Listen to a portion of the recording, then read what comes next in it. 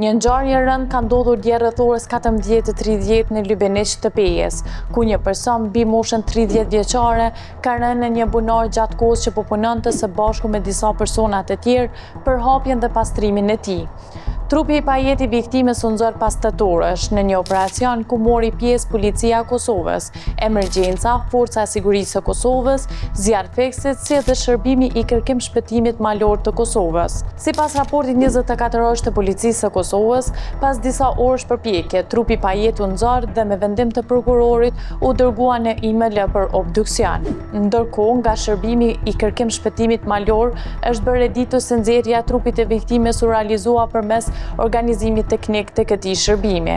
Po ashtu, ata bën të ditur se ishin njoftuar nga Policia e Kosovës rreth rastit. Sipas njoftimeve zyrtare, viktima kishte rënë në bunar gjatë punimeve për pastrimin e tij.